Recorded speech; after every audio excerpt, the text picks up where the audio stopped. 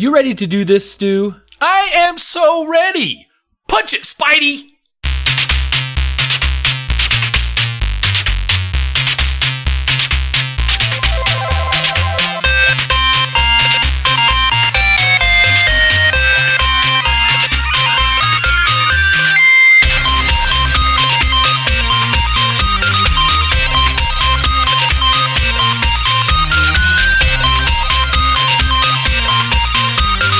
Welcome, super friends, to the Fortress of Nerditude podcast, a safe place to talk about all things in nerd and pop culture.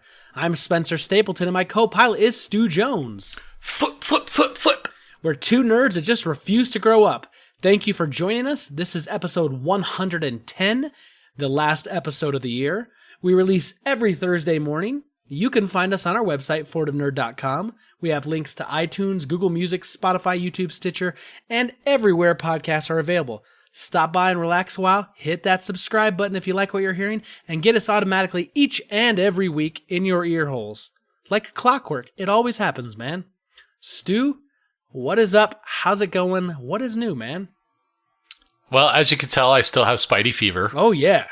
And as you're talking about getting us each and every week in your ear holes, I like to think about it as like Spidey's webbing in my ears, and that's just nasty, so... that would be sticky.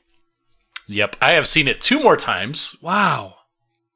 It's crazy. It was a slow burn. Like, I mean, this movie really kind of came out of nowhere. There was some marketing around it, but it wasn't like the big epic comic event of the century kind of thing. Right. But so my friends, especially on Facebook, are slowly coming around to it. They're going to see it. They're obviously doing well. They've got big billboards up now on the side of the freeway. And it's just, it's crazy how good this movie is. So I saw it 2 more times. Morgana and I have finally topped the whole Queen playlist and are now listening to the Spider-Verse soundtrack. Nice. On a regular basis. She's got some favorite songs. She knows the words. She knows the names of the songs. It's pretty weird for her, given that she's only 7 for another couple days. Yeah. But she's hip to music and stuff like that, so that's a thing I'm grateful that I think I've been the major influence there to kind of pass down to her. So, playing some more Grim Dawn this week, getting to the part where I usually kind of fall out and still going strong, so that's good.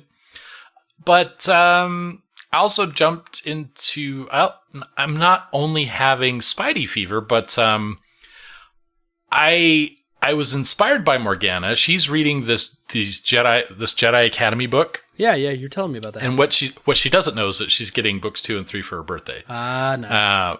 But so we've got a little bit of Star Wars fever in the house, which is really a Christmas thing, despite there being no Star Wars movie this year. So I took a chance. I haven't been able to read for recreation in a really long time. I start to read, words start swimming around. I start trying to pull out details for college exam kind of thing, and I can't really read for pleasure. Mm-hmm. It drives me nuts. But I've been so stoked for the Thrawn stuff that's come out, so I went and ordered Thrawn from Amazon. Nice. And now when Morgana has her reading time, I sit down and read with her. And so now we're each reading our own Star Wars stuff, but that's kind of inspired some of my other recreation, and I dove back into the Old Republic a bit. Really? Really. How is it? I was really surprised. The one thing I have to say up front is it definitely has the free-to-play accoutrements everywhere. You have the weird little gimmicky stuff and all that. And I get why they do that. That's fine. It doesn't break the immersion too much. But the game has grown a lot. I did start on one server where they've done a lot of server merges now. There's only 2 North America servers now. Several waves over the years, but the server all my characters were on, it was dead. And I mean, I lasted less than a few hours and I was pretty much ready to call it quits. Wow. Because there was like nobody else around. Yeah. And there was no chat, no nothing. But I'm like, okay, well, I remember getting an email about server merges, so I kind of look online, where's everybody playing? Sure enough, they're playing on the other North America server. So I roll a tune just to see, holy crap, they're everywhere. like the newbie zones, the fleet, chat about endgame stuff. There's so much to do. I mean, there's obviously been expansions. There's obviously been more things added to it. But the way they approach it is a lot different than it used to be as well. They have a legacy system where you get things, you earn achievements or whatever, and you can actually earn perks for your whole account on that server. So basically, you've got some rewards for doing some things. They have this Galactic Conquest deal, which is this overlay of things you're doing in the game anyway, building up some progress. You earn points every week, and if you fill up this bar, you get these bonuses, some better gear, that kind of thing. That's better depending on whether Imperial or Republic is doing better, and if you're on that side. But they also have this light versus dark buff system going on, that the more efforts and advances light or dark makes, their side get more passive bonuses that are ongoing. So they've added some things to care about layers that are built on things that you're already doing. And then their achievement system has been blown up. Like, there's just so much going on. The one thing that I like about it, I think more than anything else right now, is that they've really kind of succumbed to the idea that the game really is a single player MMO. Really? Like you're really doing your own stuff. So they have the class quests and all that stuff. There's been a couple expansions. The last two have been really widely heralded as being really great storytelling that you're taking part in.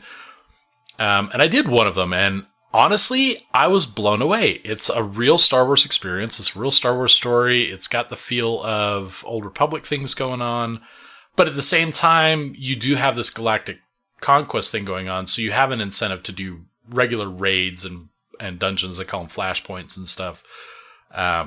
It's busy, man. There's a lot going on. I'm still trepidatious. I don't know how long I'll last with it, but I've been leveling a trooper. Okay. Because you get this special legacy little bling on your name if you beat all the Chapter 3 stories for each of the classes, and I'd already done 5 apparently. I don't remember that, but that's fine. But it's nice to have all the blasters going on, and the speeders, and the lightsabers, and it's a riot right now. So I'm having a lot of fun with that. So the reading thing, did that. Christmas was really low key. As mentioned, it was my first Christmas without either of my daughters since Katie was born. That was a little harder to deal with than I thought it was going to be, but survived it. Morgana had a great time. It's important that she hangs out with her mom, especially with holidays and things like that. So sure. We got past it, but she had a great Christmas. Surprisingly, she got everything on her list, so including this giant bag of many little bags of M&Ms, which I've been helping her because she doesn't like peanut M&Ms. They're the peanut ones, so they're healthy. I love the peanut ones. It's the allergy, so I don't eat them. But and then I got a visit from my good buddy Spencer, who brought over some cookies and stuff and some caramels that lasted about 5 minutes. Because I figured I only had one day for the pass, so... We did get to see each other on Christmas. That was nice. It was. Thank you, Ben. Yeah, no problem. And then I watched... so I talked a little bit before about the Netflix Minecraft. Yeah. So they've kind of branched a little bit further. I don't know if you've heard of Black Mirror. I know it's probably not up your alley so much. I've heard of it. I haven't watched it, though. It's more like a Twilight Zone-y thing, but there's definitely this subtle commentary on social media and all that kind of stuff. I love it. I think it's really well done. But they came out with a special Netflix or a special Black Mirror Bandersnatch episode. And it's an episode that takes place in the 80s, but the kick of this is that you're making choices for the show. So it's an interactive show that lasts about an hour, depending on your choices and things like that. Really? It's not very horror. There's like one scene that's a little bit horror, but I think you would like it. And it's very meta. I'm not going to spoil it for anybody, but it's better than you think it's going to be when you start it. So let me ask you a quick question.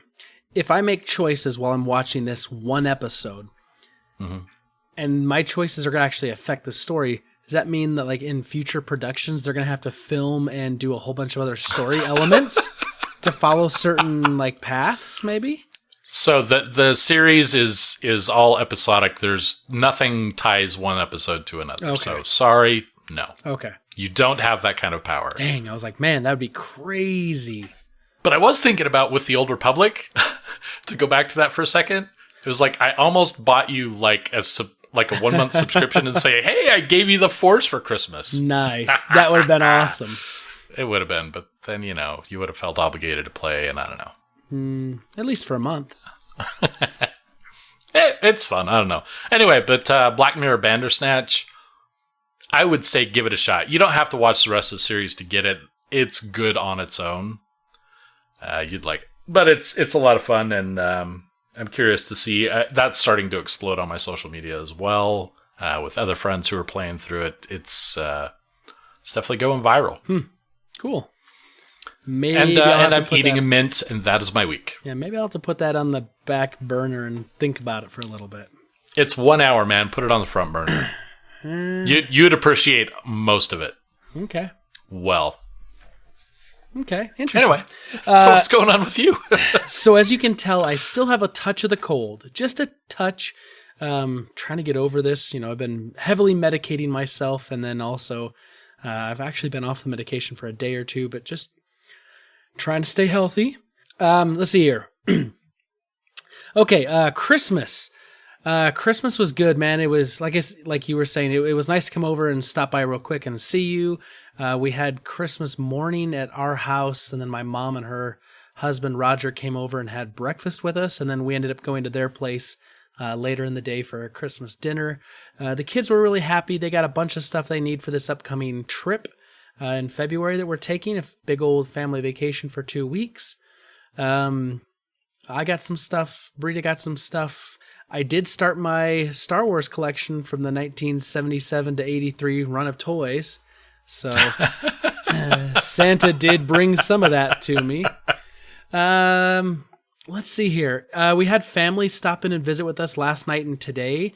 My sisters, my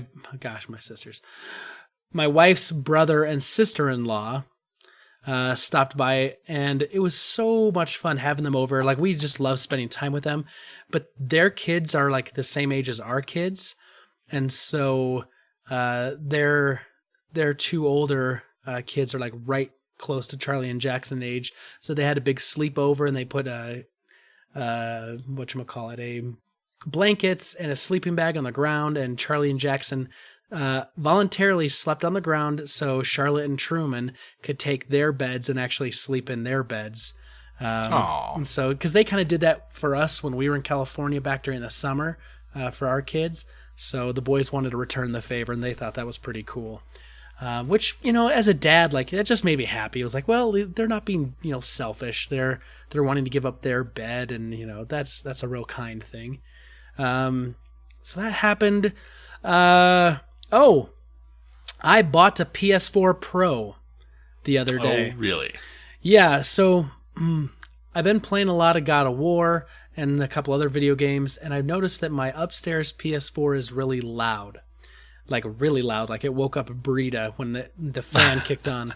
And I've blown the air out of those things and cleaned it out, and that helps some, but they're the launch PS4 models. And so they're just louder.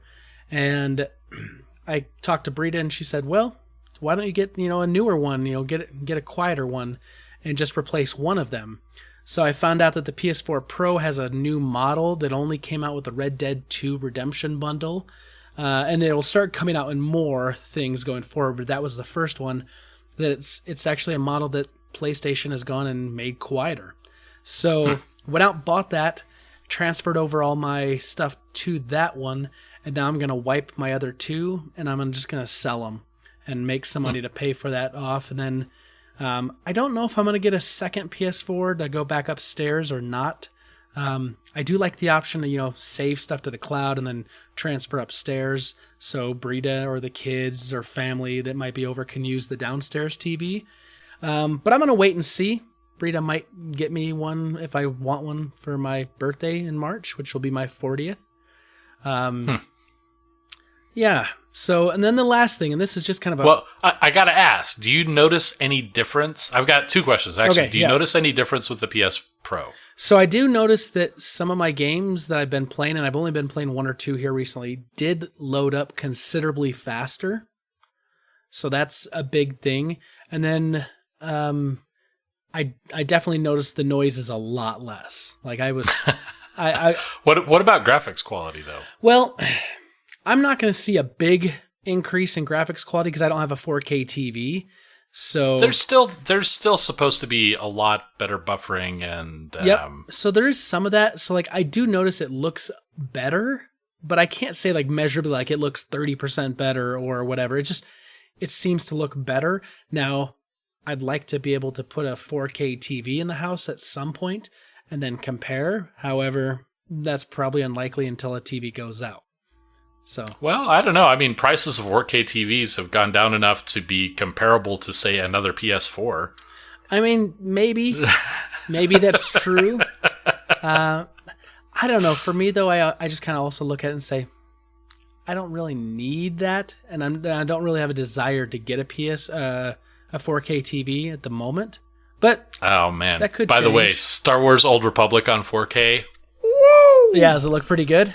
Oh, man. Nice. Yes, sir, it does. And the second question, most importantly, are you planning on giving Red Dead Redemption 2 a try now that you actually have it? Yeah, so that's the thing. I don't know, because I've looked at this game and I'm like, I don't know that this really interests me in the past, because I didn't want to spend $60 for it. It's Grand Theft Auto on horses. Right. And so I don't know. It's something that I want to think on it a little bit. So I may go over to my brother's place. I may play his a little bit, just kind of get a feel and see if this is something I want. Because if not, I can sell that disc. It's brand new. It's in the wrapping. I can sell it for $60. I can sell it, or slightly less, and get some value for it. If you could sell it for $20, I know a guy. Yeah. I'm sure I can sell a brand new game that still retail for a full price for $20 easy. Yeah. Yeah, but you're third party, buddy. Yeah, still. You're not GameStop. Yeah. You're not GameStop. I bet you money I still get $50 for it easy. All right. $10 off. Brand new game. So yeah, I don't know. I'm going to think about it, because if I don't and I sell it, that helps offset the cost. So okay, so a personal thing I wanted to say real quickly. At the beginning of this year, I started a little group on our Discord called the Hopper to Hellboy.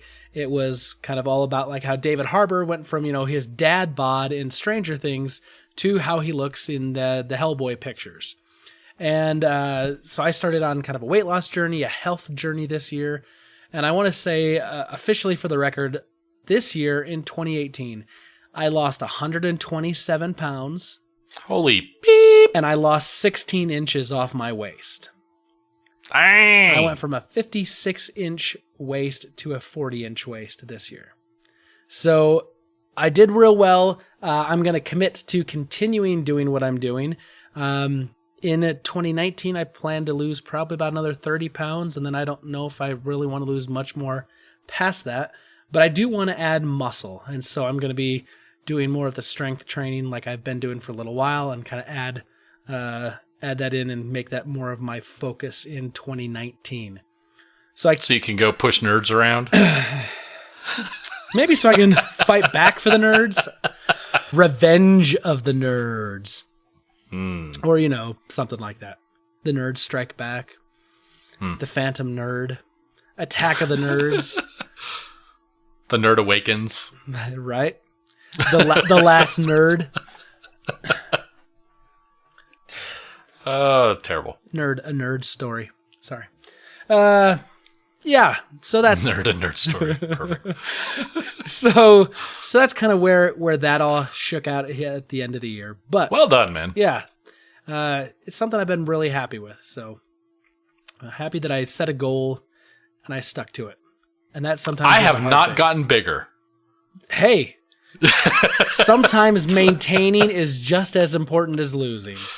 Actually, to be serious, I did lose 13 pounds over the year. That's good. Really marginal stuff. It's really, like, obviously I haven't gotten off the couch to do anything. I think it's just general awareness of what I eat, and when I've got something easily accessible and I'm not craving something, being able to make a choice is there, or to not grab that fourth donut, you know? Yep.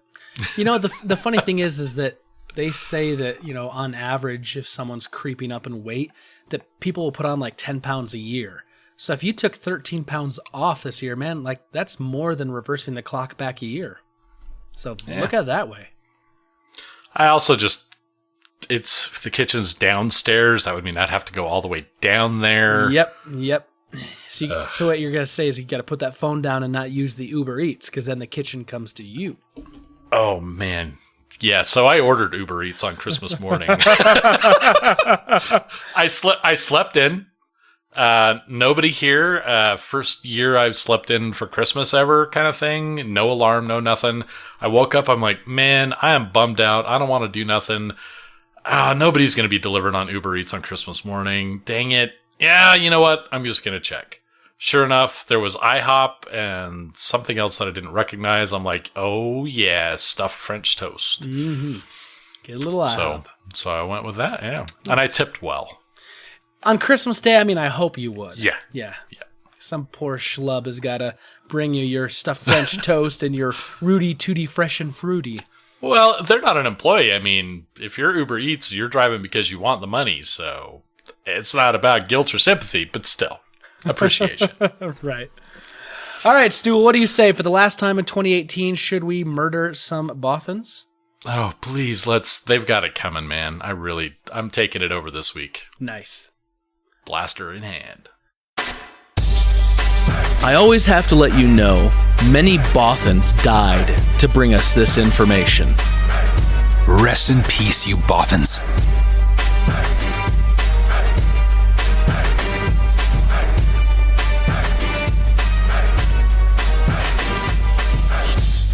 All right, Stu, we're into Rebel Intelligence. What do you have for me this week?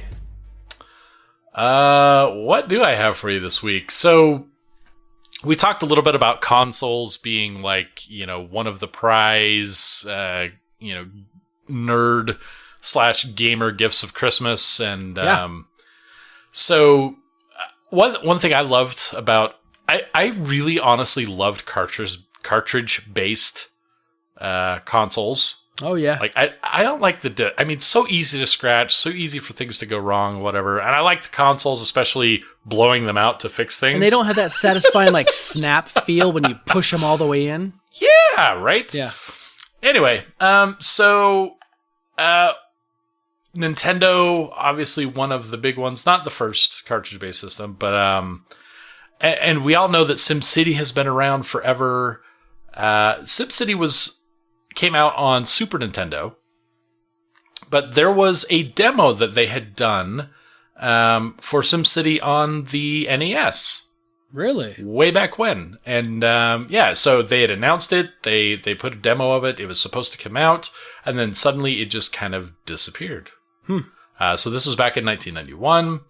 The demos disappeared, nothing ever came from it. Well, apparently somebody found some in a game store. Found 2 copies, or there have been 2 copies that have surfaced, one of them in a game store, that was picked up just recently. And basically it has like a lot of the features that have made SimCity kind of stand out and, you know, made that the city builder of choice. You obviously haven't heard of many city builders around the time. But yeah, basically, so yeah, old version of this. I know this is not necessarily as mind-blowing as the dump hole filled with E.T. from Atari 2600 fame, right? Where they were all completely ditched intentionally. Yeah, because the game killed the console. Yeah. What's funny is I love that game. I love the E.T. game. Anyway, but yeah, so Will Wright, the guy who created SimCity, had collaborated with Shigeru Miyamoto. I will always butcher his name. Sure. Basically to create the NES version of the SimCity, and kind of disappeared, but we've seen a couple of the demo cartridges resurface. So cool. I would love to get my hands on that. I would love to play. I would play that. You can get it on a ROM, though. Play it on a Nintendo emulator. Yeah, not going to be the same, though, as that cartridge feel, though. No, it's not. No. I got a buddy that's played every single Nintendo game that's come out in cartridge form. At least 5 to 10 minutes of them. He's played, and it's like the number's like 750 some games. Like it's a crazy number. So I wonder how he's feeling about this, knowing that cartridge now exists, and he hasn't played. And now it. he's short one. Oh man, I remember being so crazy for that gold version of Legend of Zelda. Oh yeah, the gold cartridge. Yep. Yeah. Anyway, not that it did anything different. Mm-mm. Just it was cool. But it had battery save. Anyway. Okay, Stu, let me ask you a question. Yeah, it's too bad. No. This never ends well for me. Have you gone and seen Aquaman yet? No. Neither have I. However, I've been to the theater a lot and still have not seen Aquaman. I'm hearing from a lot of people that they're saying Aquaman is really good, and that a lot of people are saying that they feel that it's probably the best DC movie right behind Wonder Woman. And so I was really kind of curious, and I was like, all right, well, if I'm hearing this from a lot of people, I wonder how it's doing at the box office, because, maybe I'm just hearing from a lot of comic book fans, a lot of, people in kind of our nerd genre, our circle, that maybe they're just saying they love it because it's better than the expectations of like Batman v Superman Dawn of Justice, which, I mean, come on, or Suicide Squad. But I looked, Aquaman right now, as of today, is looking that it's going to pass worldwide 750 million and probably continuing on up. It has already passed the entire run of Justice League worldwide at the box office by about 100 million. And I'm looking at this going, okay, why is that important? First of all, Justice League was supposed to be like the big granddaddy, right? Because you were going to have all your heavy hitters in this: Superman, Batman, Wonder Woman, the holy trinity of DC. Plus you were going to have Cyborg, Flash, and Aquaman. But that movie just, while I think it was better than I expected it to be, and I thought it was a really good Flash movie. Right? It was better than I thought it was going to be, but it was not the way Marvel had done it, right? Where you'd had Iron Man, Thor, Captain America, and you had these, the build up to the Avengers. This was more like, we've had a couple, we're just going to mash it together and bring in characters that should have had a solo movie. But what's interesting though is Aquaman, they're going backwards, right? Now we've got a solo movie after the fact, after we've already seen him in Justice League. But everyone's saying that this movie is good, that there's, humor in it, that it's fun. I hear that from everyone. It's a fun movie. And Aquaman is a solo movie, but it's doing better than the team-up movie. So here's my thing, DC, Jeffrey Johns, and all you folks over at Warner Brothers. Stick to the solo movies for a while. Don't try to do another team-up. Obviously, Aquaman's always a character that gets a lot of crap in the DC universe because all he can do is stuff with fishes in the ocean, and who cares? But, I mean, $750 million worldwide, it sounds like people care. It sounds like people are really into this. And I think I'm going to go see it this week. Yeah, I'll probably see Spider-Verse again. Well, I mean, there's probably that too. But I can see 3 movies a week with my AMC A-list, so... Yeah. Why not make one of them Aquaman and see what people are saying? Because that's time you could be spending in the Spider-Verse. True. But do I really want to see it 3 times in a week? Okay. Yes. Yeah, maybe. Yes. All right. What else you got? What else do I got? So we've both publicly pledged our allegiance to Anthem. Yeah, that game looks cool. Looking really forward to it. Well, they're getting ready to release a demo in a couple weeks, and we're finally going to get to experience some gameplay from Anthem, which is interesting because this year has really kind of sped by in ways that I didn't expect. Like I can just remember like it was yesterday we were talking about, it's going to be forever until, the last season of Game of Thrones. Now we're getting closer to it's now April, right? Right. Which we were expecting May at the earliest. But anyway. So, yeah, Anthem is almost here, buddy. I know. February 22nd. I know. So I'm not usually one to play demos, but I think I'm going to pick this up. Really, what I'm looking for is how it compares to Destiny, whether it's kind of got some special sauce that Destiny didn't have, hopefully, that it's as good as the trailers made it out to be. You can level up in it a little bit. They're also going to let you do freeform, so you can just kind of go wander around and roam. But it will not continue into the regular game. So if you play the demo, any progress that you make in the demo does not carry into the real game. Yeah. Which is fine. I mean, it's only supposed to be a demo. It's not a beta Right. or an early access launch or whatever the case may be. But even just to get that first initial touch and feel with it, see how it plays. It's almost when does here. that release? The beta? The demo? The demo? It just says it a couple weeks. Okay. So I really want to play that demo too, because February 22nd I will be on vacation without consoles. Which means by the time you're back, I'm already going to be max level in endgame. Yep. Sayonara. So which, are you going for PC or PlayStation? It'll be PlayStation. PS4. On your new fancy PS4 Pro. On my PS4 Pro, yo. Also, because most of the people I play with will be there. And frankly, my computer's been acting a little weird lately. If I plug anything into the front USB ports, it will short the computer will shut off. If I turn it back on in order to get both my monitors to work again, I have to unseat my video card, reseat it, then start the computer up, then both my monitors will work again. So I just... Didn't you just replace the video card with a used one recently? Yep. Yeah. So I don't know what's up.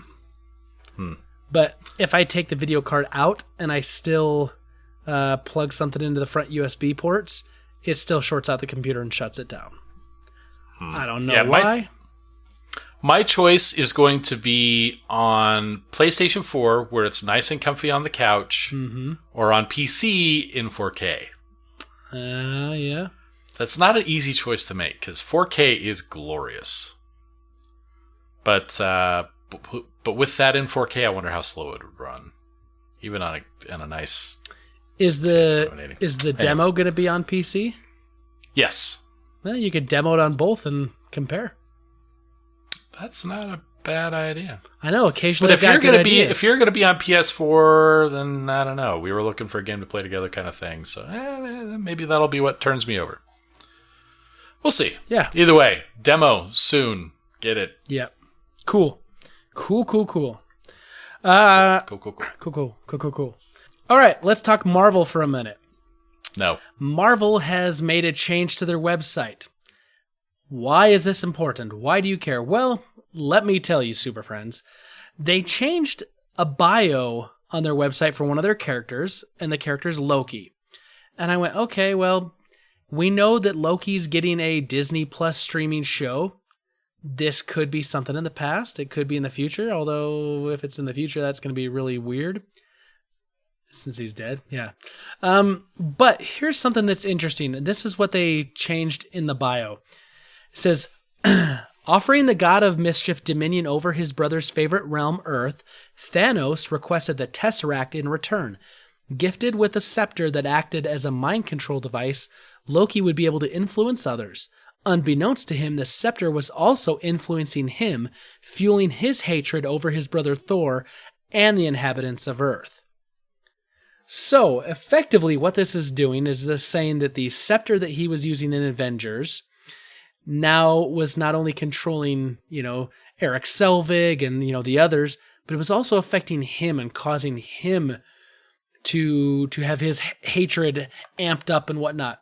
So what it essentially is doing is trying to paint Loki in a more sympathetic light. So you'd say maybe he went from being, the god of mischief, because he was more of the god of mischief in the Thor movie, to just outright, tyrant type, ruler in the Avengers.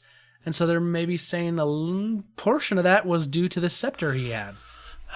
Why can't we just let villains be villains?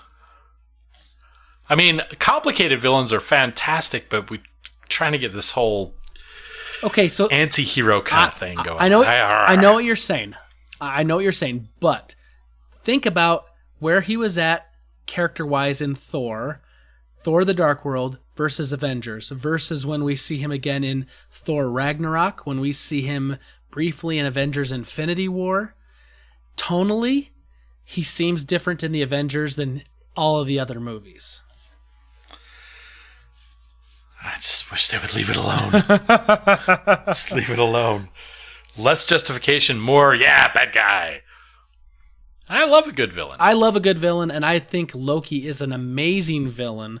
And he's very nuanced, but this does add another wrinkle, per se, to, what we think of when we think of Loki. I'm not going to think anything different. You can't make me. Well, I just did. Nope. Yep. Okay, What else do you got? Speaking of wrinkles and bad guys, Bethesda with Fallout 76. So kind of online games. So hacking and cheating, it's a thing you do, and some people do in games. Like some games even have cheat codes built in so that you can do special things. Like in Sims, you can have cheat codes that gives you infinite money. And if you're playing a single player game, then you know what? It's your game. The police aren't going to show up. Nobody's going to care. I personally like beating a game I never use cheat codes, because if I can't beat it, then I can't beat it. That's me. But online gaming, though, is much less forgiving, because you're doing things that affect other people who are supposed to be sharing the same potential for experience. And we know that internet trolling is a thing. Right.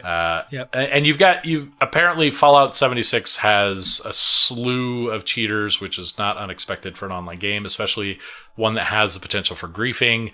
So they've been banning people that have been cheating. And that I absolutely agree with. I think bans sometimes should be more forthcoming than they typically are in some online games. But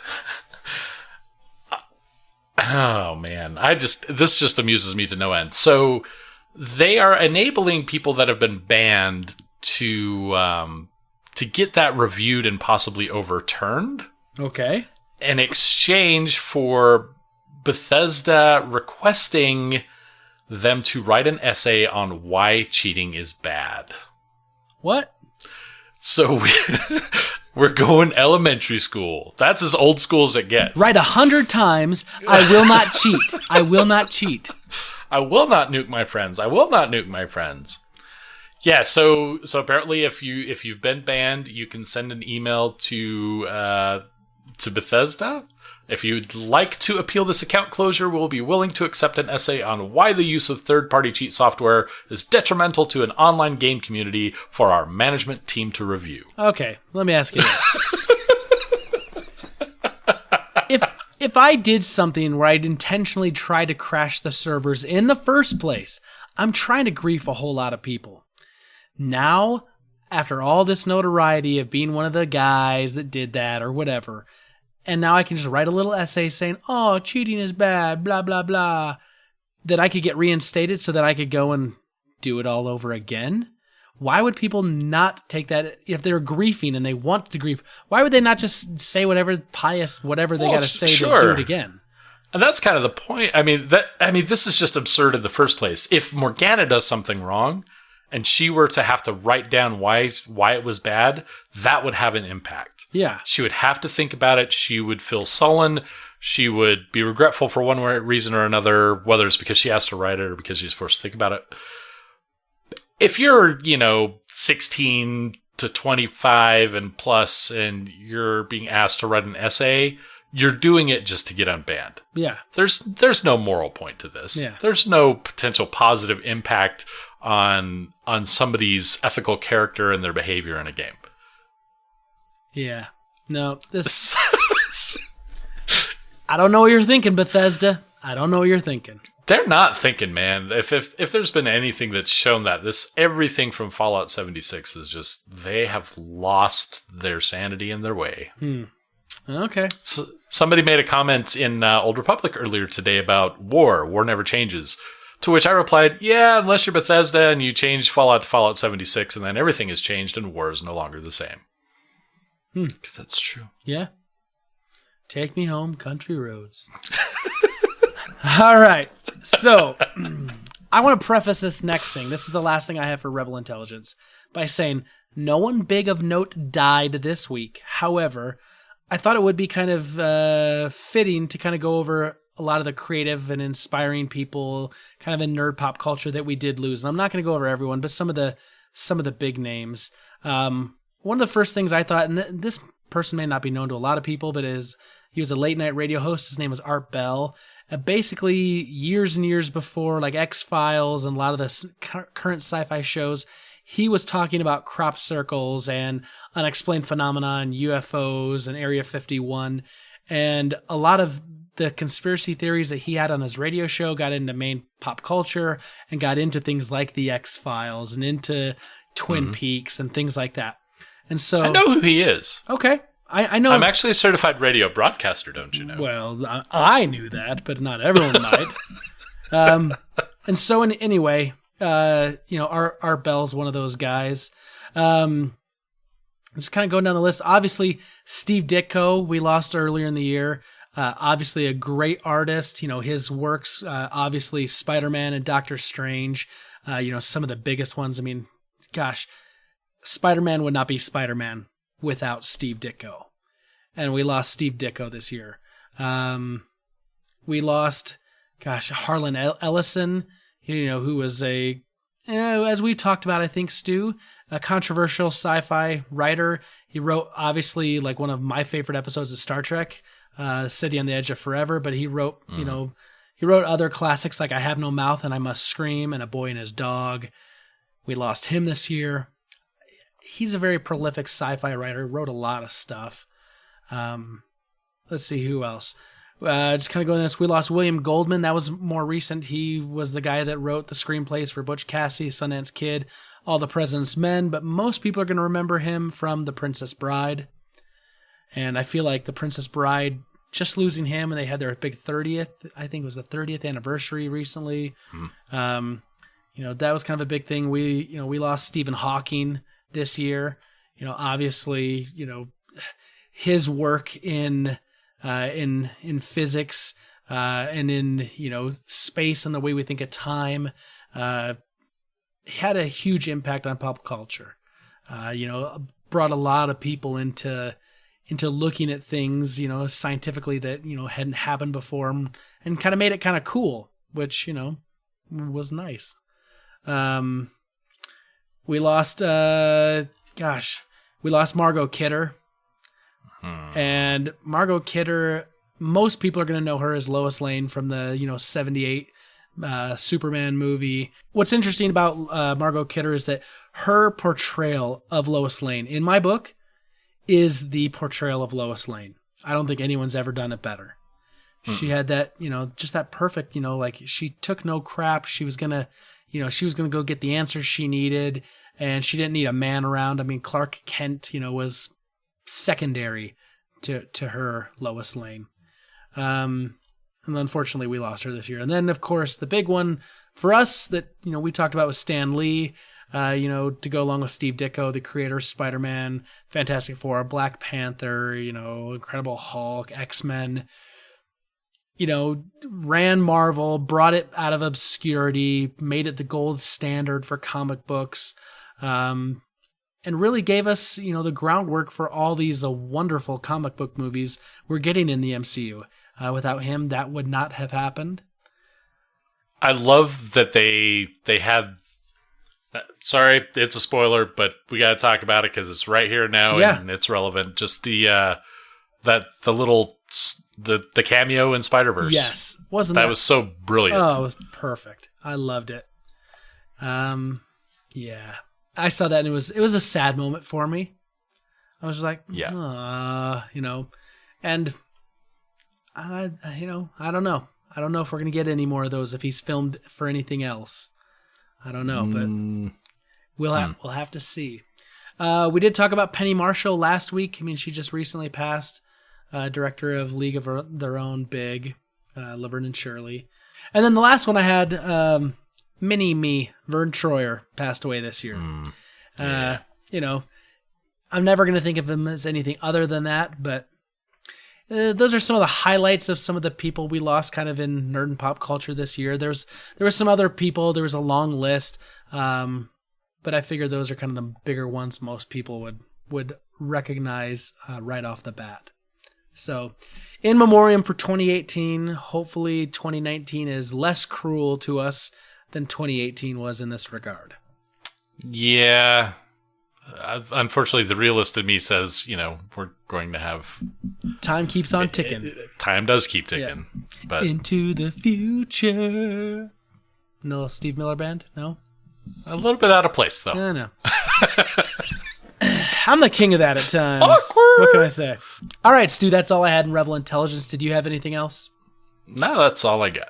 All right, so last week we asked our super friends, what did you get for Christmas? What was kind of did you get anything that was nerdy or just whatever, normal? Kind of tell us, what you got for Christmas, because we were interested in hearing, how the super friends made out for Christmas. And we got some answers. We're going to start over on our email, like we always do, and that's fortofnerd@gmail.com. And we have Peter Christensen. And he says, Dear Nerds, I also thought that the music in Mary Poppins Returns was fine, although not anywhere near as catchy as the original. But the original has been marinating in American culture for 54 years. 5 generations of people have been singing those songs during a much less crowded media environment. I doubt that any music released this decade will be remembered as fondly in 2072 as Supercalifragilisticexpialidocious is today, simply due to the volume of choices. I think he's not wrong there. However, there are some things that will stand out, I think, and I think good music can do that, but definitely there wasn't that in this movie. He says, I loved Into the Spider-Verse. I had to convince my family to go see it over Christmas, and they were so apathetic I had to put my movie recommending reputation on the line to get them to go. They all thanked me afterwards. Spider-Verse nailed all of the crazy comic-style transitions that Hulk 2003 used improperly, and Scott Pilgrim performed adequately. It was also my first real introduction to wacky comic book Spider-Man, and I'll take more of that.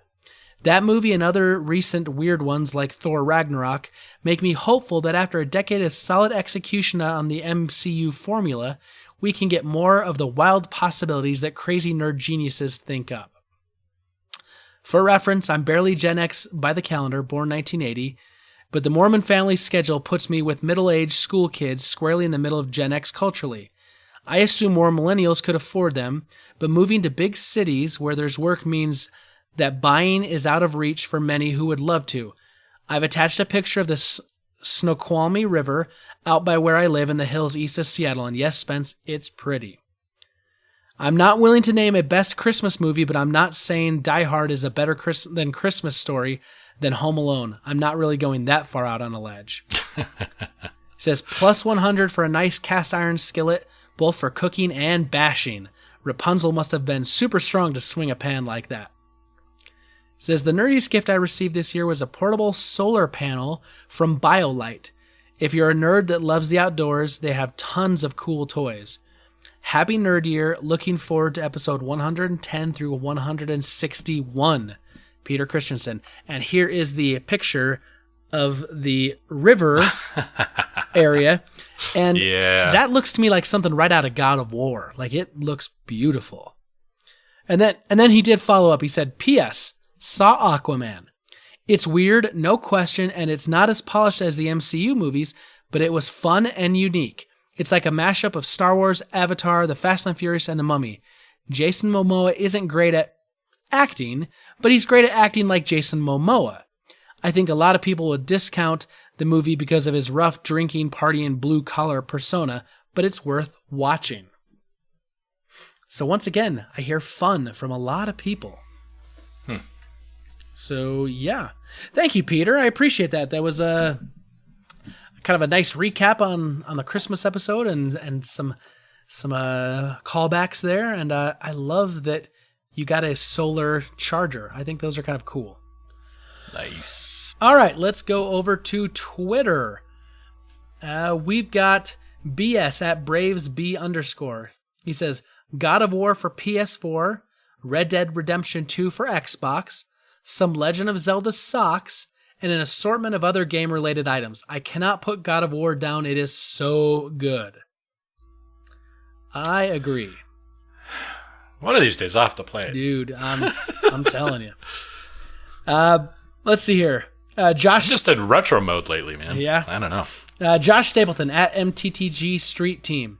He says, smart home stuff, lock, doorbell, lights, and some Nintendo Switch games. I also do happen to know he also used a bunch of gift cards and bought a second Nintendo Switch.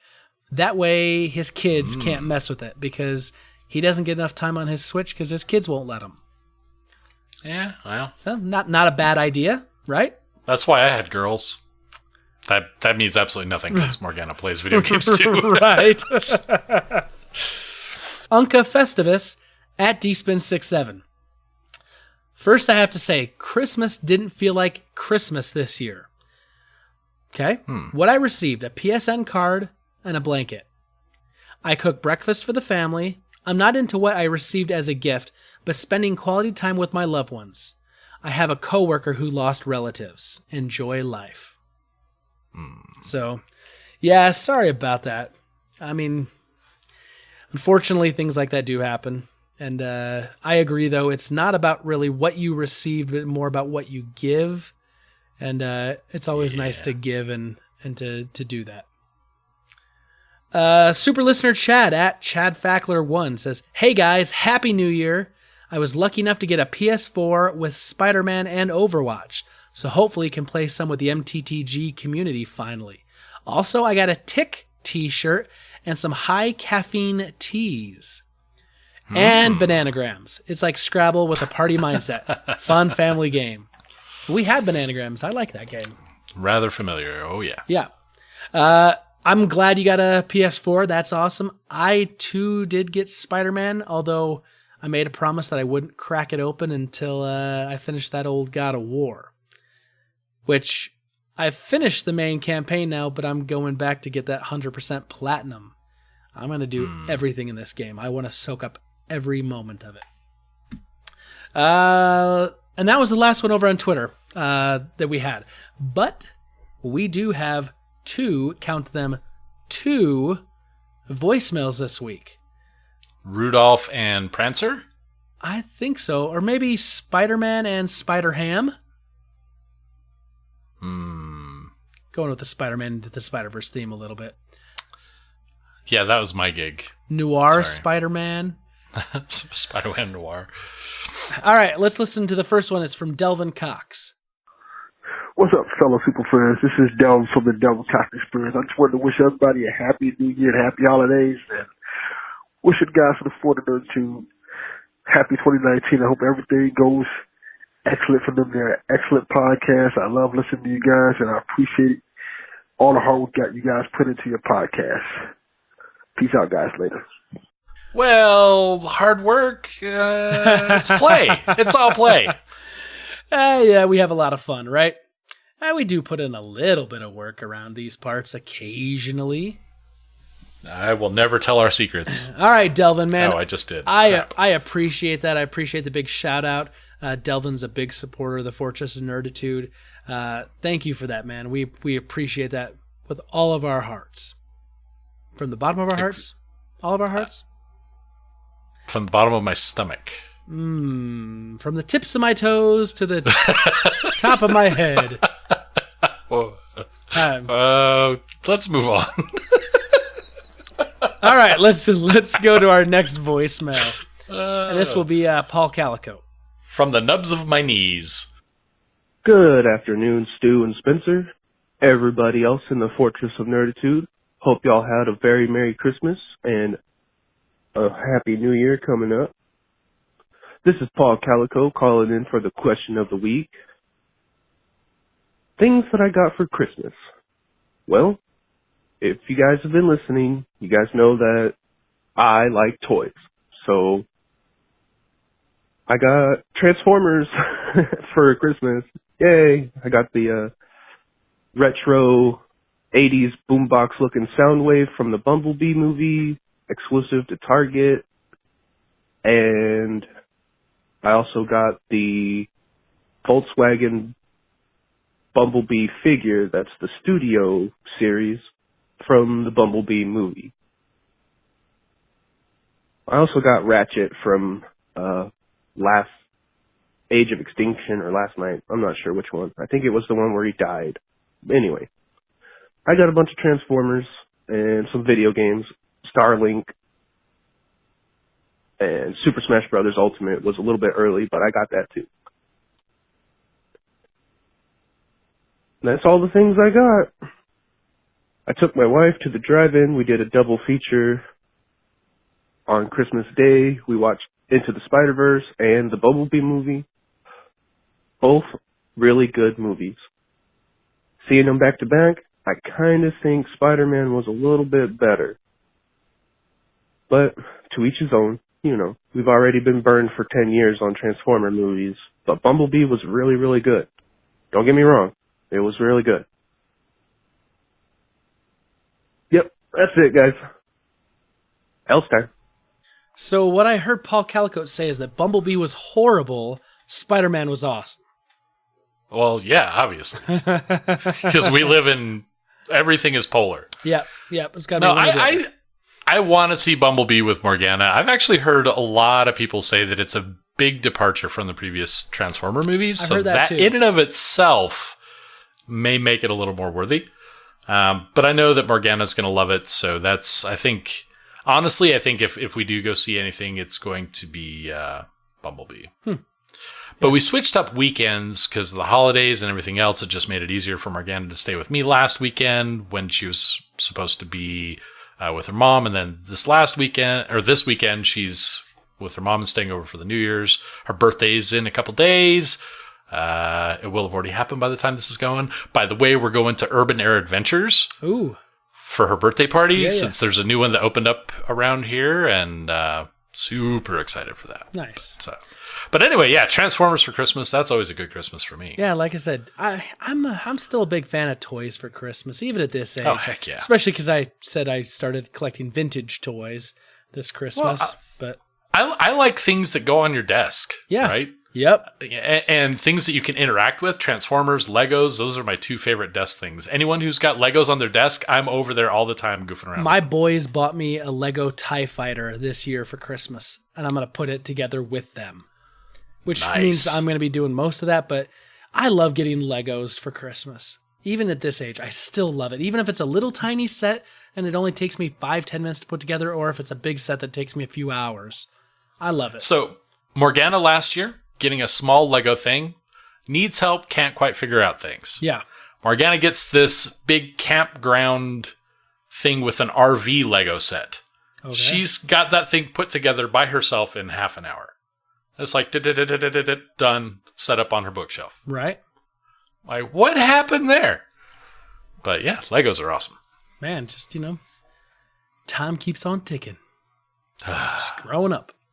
That was all we had on the question of the week. So, Super Friends, thank you so much for your answers. You can always get a hold of us. We're on the email, forwardofnerd@gmail.com. We're on Twitter @forwardofnerd, Facebook, which is facebook.com/forwardofnerd. Or the voicemails like Delvin and Paul did today, and that's 801-477-7687. And I got to tell you, Stu, I say that voicemail number every week that I was in a Walgreens getting some medicine, and they said, hey, can you just tell us your number and we'll put it in? I was like, it's 801-477-7... Wait a minute. I was like, no, that's not it. Nice. Yeah, I got it confused with my own cell phone number, which I thought was pretty funny. They'll still get to you there. I mean, they will, but they won't have my Will we play points. those voicemails? If Walgreens leaves a voicemail. Sir, your rash medicine is in. You need to come pick it up, please. And your suppositories. Right. I don't know, all of a sudden I kind of went a little Gomer Pyle there. Golly, well, sir. Golly. Golly. Okay, Stu, so this is the last episode of 2018. We talked about the idea of kind of doing an overview of our best favorite things from 2018. But wait a minute. What can the Super Friends do to help us this week? Is there something? You didn't ask me. But is there something they can do to help us in the last week of 2018? There is. What would that be? There is. All of us as Super Friends, collectively, as a group, should all mentally hold hands to bring in the new year and make our New Year's resolution together. Okay. To be that if you haven't given us a 5-star rating on iTunes, that you will do that this year. And tell a friend. And tell a friend. Yeah, I think it's a good. But mostly have a great, fantastic freaking new year. Yeah. Whatever your 2019 goals are going to be, set them, man, and just knock them out of the park. Let's make 2019 amazing. Like 5-star reviews on iTunes. Yeah. Make that a goal. Yeah, make that a goal. Make that happen. Tell a friend. And do it early, otherwise it'll slip. You know, if you start early, you really lock in that habit. Yeah. You'll get it done. Yeah. I like Anyway. So yeah, we're going to kind of go over some of our favorite things of 2018, but right before we do that, I wanted to kind of hit a few of the big highlights of the podcast in 2018, because we had kind of a tumultuous year. And so I was looking back kind of, Stu, at some of the episodes, and I realized that Steve was with us at the very, very, very beginning of 2018, and then his dad got really sick and went into the coma. And so Steve's last full time was the third week of January. And I went from the third week of January, pretty much it was till the beginning of May when you became the permanent co-host with me. And so from third week of January to the beginning of May, I was pretty much flying solo and just bringing in guest hosts and having Brita and my brother Josh jump in. And so the first part of the year was a little kind of crazy, a little kind of hectic for the podcast. I felt like I was always kind of scrambling to make sure I had someone to sit here with me and do this. And then B, I was prepared, for every eventuality of things going crazy, and and some of that did happen, some of it didn't. We had a lot of really, really great guest hosts, of which you were one of them, which led to the permanent position, which I'm super happy about, and haven't looked back and haven't reconsidered that ever in 2018. That's been great. We covered some big movies that came out in 2018. We talked about some smaller things. We ended up having, our big 100th celebration for our 100th episode, and that was a lot of fun. And then, just looking at it and saying, hey, this is where we were at the beginning of the year to the end of the year. We've updated our artwork for the podcast. We've updated the website artwork as well. We've been more active on social media. It's been a good year for the podcast. It's been a little crazy, but it's been good. We did our part in helping launch an expansion for the behemoth game World of Warcraft. Yep, there was 2 subs that they needed, definitely. Well, I meant about the coverage, Yeah, there was that too. That's what we're here for, Spencer. We're a podcast. So anyway, it was a fun year. It was a crazy year. And as we kind of close out 2018, we're gonna give you some of our favorite things in 2018. And you could say, because of the power and influence that we have over media, this is definitively the best of these categories for 2018. By all means. Absolutely. By all means. So Stu, at least in my head, you got some categories you put together.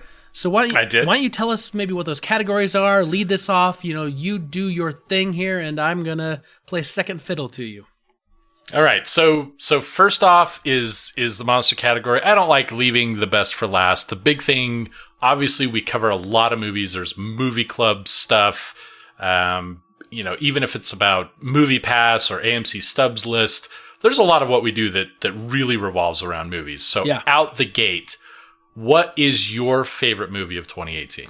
See, I had a real hard time picking one movie because I looked, and there was some great movies that I saw. There were some small independent movies that I really liked.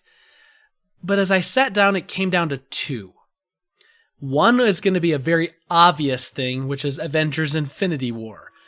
Big, massive event, huge event in the MCU world. We'd done coverage on it for trailers. We'd, covered it for a movie club. So that's the first one I'm torn between. The second one is a late entry, Spider-Man Into the Spider-Verse.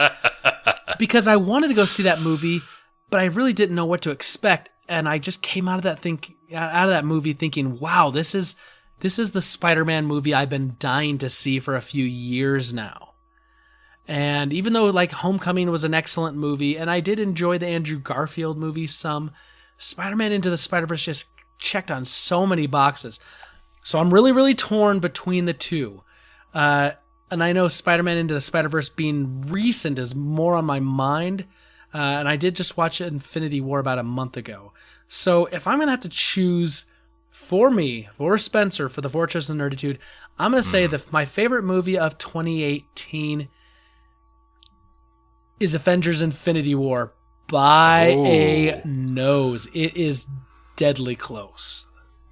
Yeah, I had my movie of the year locked in right up until 2 weeks ago.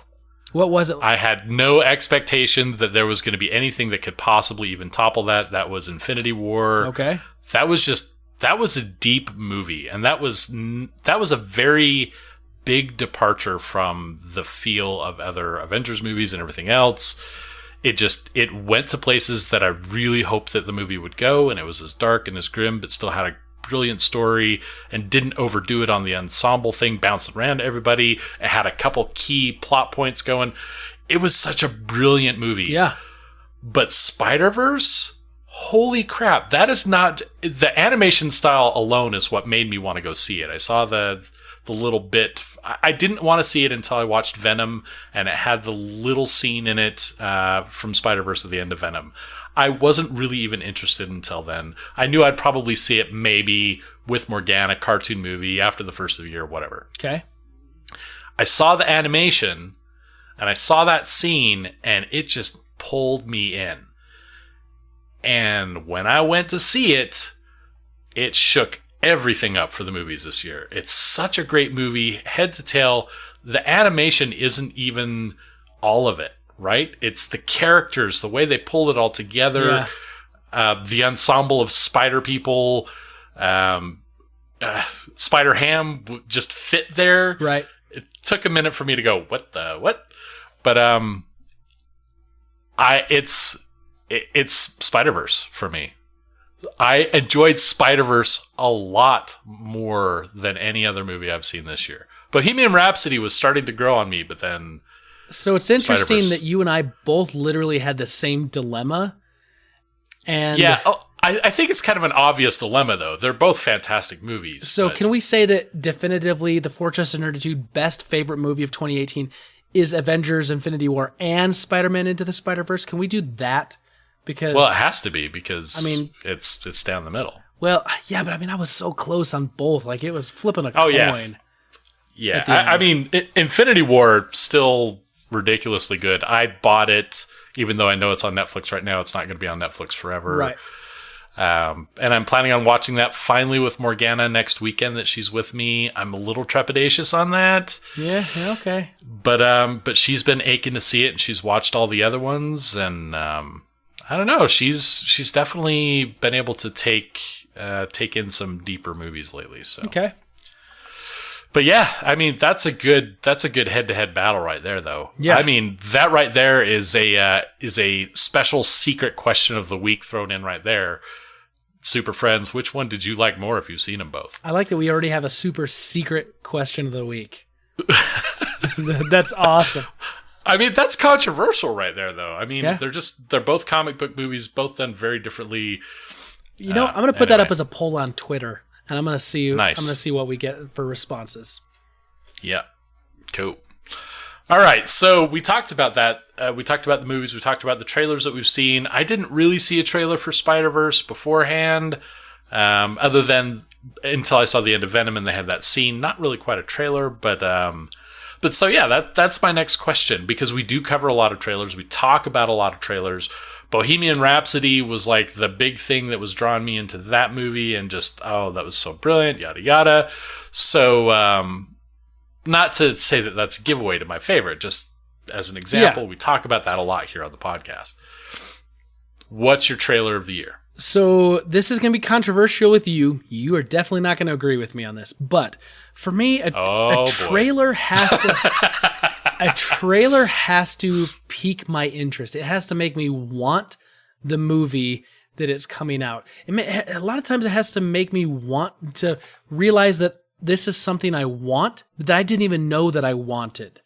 And that is what a good trailer does for me. So for me, my favorite trailer that I saw this year, you would think I could easily say, hey, it's Avengers Endgame. But I already know I want to go see that one. So for me, that trailer was just like, yes, it just got me more excited for something I already wanted.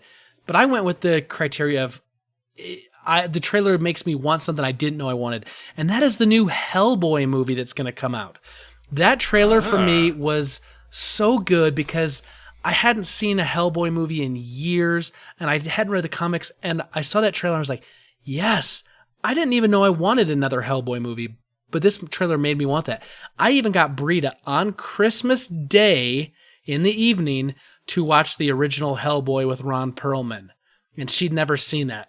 And so on Christmas Day, because of that trailer, we went and watched the original Hellboy movie. So for me, my favorite trailer of the year is the Hellboy trailer. Okay, so you went Academy Awards for your Criterion. Does it do what it's supposed to do? I'm going to go Golden Globes for mine and just say it's about the trailer that I enjoyed the most. That was Endgame. While Bohemian Rhapsody was fantastic, as far as the trailer goes, Bohemian Rhapsody got me pumped up to see this movie. The mix of the sound. I evaluated that trailer for things I would never care about a trailer for. Right, yeah. It was that good. But Endgame, they could have done so many things wrong with their first trailer for Endgame. First of all, they did a full trailer instead of a teaser. Yep. Points there. Yep.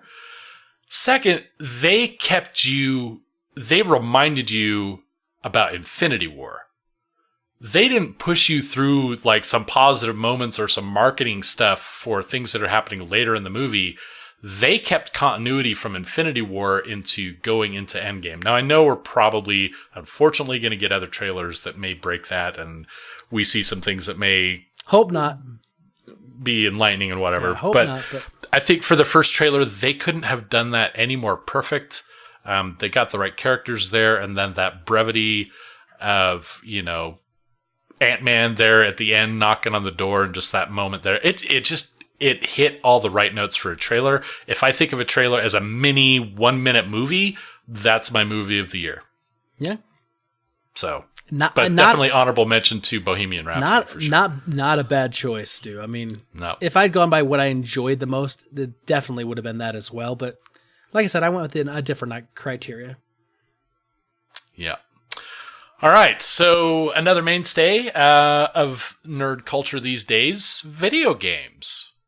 So I'm going to start mine off to say that even though I know we had some rules about this, I'm cheating just a little bit. Uh-huh.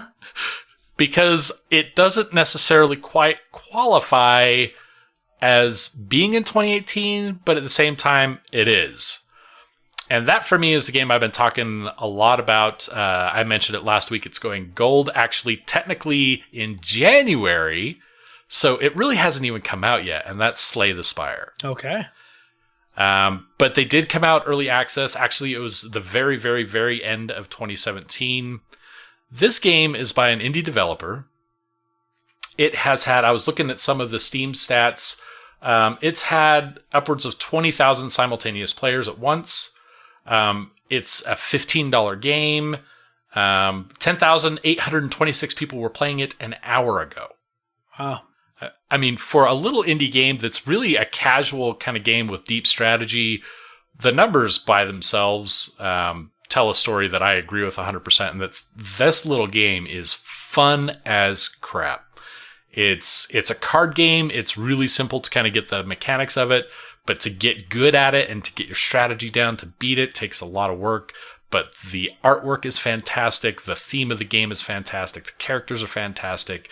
This game blew me and many, many other people away. And it was only in early access all year.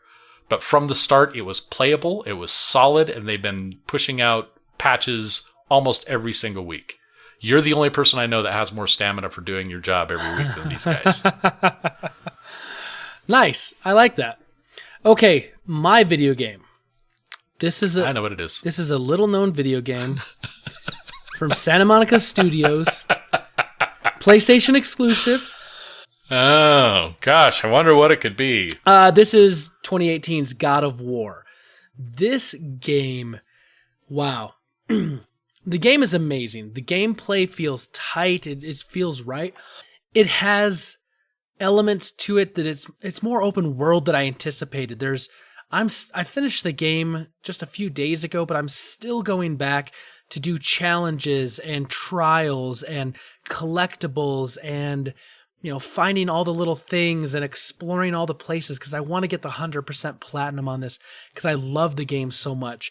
My wife has been pulled into the story of this game from what she's seen, which is only about the second half of the game, so much that she does not want me to play unless she's watching. So I'm actually probably going to, when I'm all done with the platinum, I'm probably going to start a new game plus, which is an option to start a new game and you keep all your settings, just so and then kind of blow through just the main story, just so she can get all of the story. Now, I love Norse mythology, and they took a character that was from Greece in the previous games, a Spartan, and they put him in this, world where it's all Norse mythology. We're talking Midgard and the World Serpent and Thor and Odin and Balder and Morty and Modi and, the World Tree, Nordrasil, and all this stuff, Freya. I mean, all this is in there. And I love that mythology. I've read books on it. So for me, this hit all the right spots. But more importantly, it's the dynamic of the father-son relationship that's explored throughout this game. And where that story takes you is an emotional journey. When I finished the game, I took to Twitter and I sent a message to Cory Barlog thanking him for the game, thanking him for the story, for his team and all the hard work they put in, and how much I really appreciated it. Because I feel like if you enjoy something like that, if you can reach out, tell the developer, tell the director, tell the artist, tell the screenwriter, whatever it is, tell them you enjoyed their work and that it meant something to you. Don't make it long, don't go overboard, but let them know. And I felt that way so strongly that I took that time this week to do that.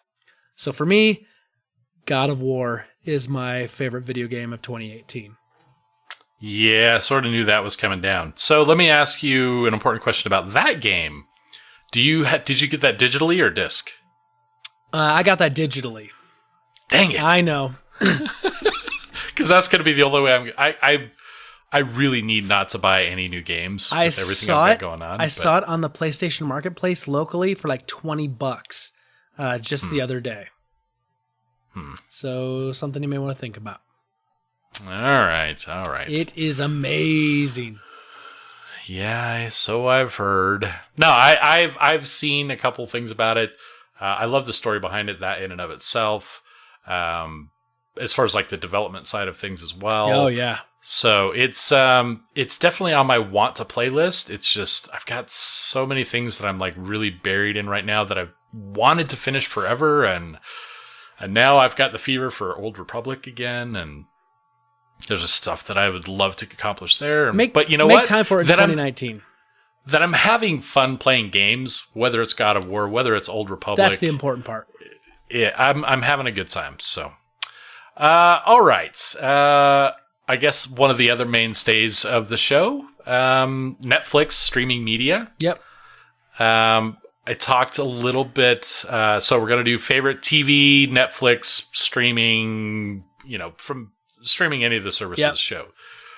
So my favorite, again, I thought I was locked in with something. Even though it was recent. I think I know what you're locked in with. I thought I was locked in with Daredevil Season 3. Oh. It was brilliant, and it went into some depth for some characters that I did not expect. We got to see a lot more of Wilson Fisk and his psyche. Everything was brilliant about it, except for the fact that it went away on a cliffhanger. Yeah, I'm sitting here cringing because I'm like, don't spoil it, because I haven't got there yet. But we're okay. Whew. No. But then I did love Black Mirror. I think Black Mirror is a very intelligent take on like the Twilight Zone format, because there's always an element that's kind of like this really hidden moral in there related to social media in some way, kind of thing. But it hasn't been my favorite of anything until the special Bandersnatch episode. This thing is ridiculously fun. It's that choose your own adventure style of a show where you're controlling the choices this character makes. And it's got some twists and turns through it that will just kind of make you... It doesn't go where you think it's going to go. It's just so good. And you're saying that I can watch that one episode and not have to know any of the backstory of the rest of the series? No. I mean, I would encourage you to... some of it does get a little horror related, but it's really intelligent stuff, and it really... There's always a twist, and it's always kind of jaw-dropping. But Bandersnatch... I will never watch it again, because I know the outcomes and how that all works, because I played through them all. Right. All right. But it's brilliant. Here's the deal, Stu. 2018's been a big year of change for me. I mean, obviously I talked about the weight loss, but I also finally got on board with sushi for the first time ever in my life. What? I've also started introducing new foods that I stayed away from for medical reasons, which is like spicy food, and now I've been eating more spicy food this year. So 2018's been a year of trying new things for me and trying to broaden my horizons and, become a real boy. So I think that in 2019, I think I'll give your Black Mirror a try, and I'll just take it an episode at a time, but I will make sure that I do the Bandersnatch even if I don't like the rest. I was going to say, at a minimum, do the Bandersnatch. Yeah. It's very different from the rest of the shows. I understand the tie-in for reasons I can't explain, sure. But it's definitely different. But the show itself is very worthy and very intelligent. So, well, that's a resolution for 2019 then. All right, I'll play God of War. You're going to watch Black Mirror. Done. Or start to watch Black Mirror. I mean, if you're not liking it after an episode or two, then... How many seasons are there? There's 4. So the first 2 seasons were on British television, produced by their own company and whatever. Okay. Then seasons 3 and 4 were actually purchased. A controlling share was purchased by Netflix to help produce it, to bring those over. It actually does get better in seasons 3 and 4. You can really watch them in any order you want. So if you don't like the first couple, they are a little bit slower in season 1 and 2. Okay. But still, I still love them. But maybe bounce around one episode at random from each season and see if that takes you. Fair enough. There's no continuity between them. So fair enough.